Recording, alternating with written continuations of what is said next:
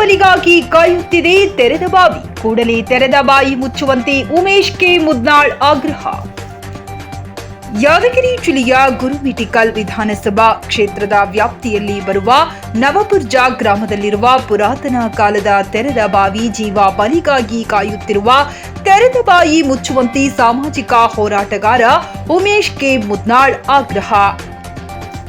ಮೂಲಭೂತ ಸೌಕರ್ಯಗಳ ವಂಚಿತ ಕುಗ್ರಾಮ ನವಬುರ್ಜ ಗ್ರಾಮಕ್ಕೆ ಕೂಡಲೇ ಯಾದಗಿರಿ ಜಿಲ್ಲಾಧಿಕಾರಿ ಮತ್ತು ಜಿಲ್ಲಾ ಪಂಚಾಯತ್ ಮುಖ್ಯ ಕಾರ್ಯನಿರ್ವಾಹಕಾಧಿಕಾರಿಗಳು ಭೇಟಿ ನೀಡಿ ಹಳೆ ಕಾಲದ ತೆರೆದ ಬಾವಿಯಲ್ಲಿ ಈ ಹಿಂದೆ ಹಲವಾರು ನಾಯಿ, ಮೇಕೆ, ಬೆಕ್ಕು, ಹಸು, ಕೋಳಿ ಬಿದ್ದು ಮೃತಪಟ್ಟ ಘಟನೆ ನಡೆದಿದೆ. ಕಣ್ಣಿಗೆ ಕಂಡರೂ ಕಾಣದಂತೆ ವರ್ತಿಸುತ್ತಿರುವ ಸಂಬಂಧಪಟ್ಟ ಅಧಿಕಾರಿಗಳ ವಿರುದ್ಧ ಮಾಧ್ಯಮ ಹೇಳಿಕೆ ನೀಡುವ ಮೂಲಕ ಹರಿಹಾಯ್ದ ಸಾಮಾಜಿಕ ಹೋರಾಟಗಾರ ಉಮೇಶ್ ಕೆ ಮುದ್ನಾಳ್ ಮೂಲಭೂತ ಸೌಕರ್ಯಗಳಾದ ರಸ್ತೆ, ಒಳಚರಂಡಿ, ಶುದ್ಧ ಕುಡಿಯುವ ನೀರು ಒದಗಿಸುವಂತೆ ಆಗ್ರಹಿಸಿದ್ದಾರೆ. Bureau report Mounish R Bhoi, news 24 Kannada, Yadgir.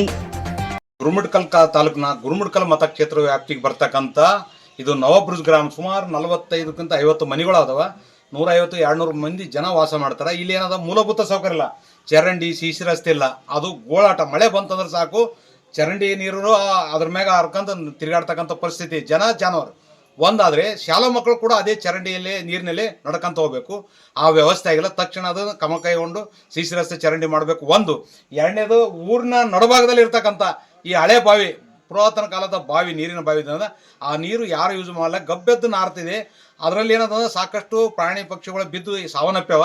ಮಕ್ಕಳು ಕೂಡ ಅದ್ರಾಗ ಬೀಳ್ತಾವಂತಕ್ಕನ್ನ ಭಯದ ವಾತಾವರಣದಲ್ಲಿ ಈ ಗ್ರಾಮದ ನಿವಾಸಿಗಳು, ಮಹಿಳೆಯರು ಭಯದ ವಾತಾವರಣದಲ್ಲಿ ತಿರುಗಾಡ್ತಕ್ಕಂಥ ಪರಿಸ್ಥಿತಿ ಅದ. ವಿಷ ಜಂತುಗಳಿಂದ ಭಯಭೀತರಾಗಿದ್ದಾರೆ.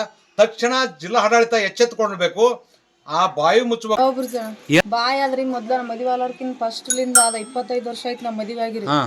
ಅಂದ್ರೆ ಬಿ ಅವಾಗ್ಲಿಂದ ಕೆಲವು ಜನ ಬರ್ತಾರ, ಮಾತಾಡ್ತಾರ, ಮುಸ್ತೀವಿ ಅಂತಾರ, ಎಲೆಕ್ಷನ್ ಇದ್ದ ಟೈಮಿಗೆ ಓಟ್ ಹಾಕ್ಸಿಂತಾರ, ಹೋಗ್ತಾರ. ಮತ್ತ ಅವ್ರನ್ನ ತಿರುಗಿ ಬರಲ್ಲ, ಮರಿಗ್ ಬರಲ್ಲ, ನೋಡಲ್ಲ. ನಾವ್ ಬರ್ದ್ರಿ ಏನಿಲ್ಲ, ಇಲ್ಲಿ ಮನೆ ಮುಂದೆ ಬಾಯಿ ಅದ.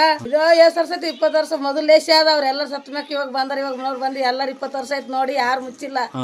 ನಾವ್ ಹೊಲ್ಕೋತೀವಿ, ಮಕ್ಕಳು ಕಟ್ಕೊಂಡ್ಕೆ ಸಾಲಿಗೆ ಬಿಟ್ಟು ಹೋಗ್ತೀವಿ.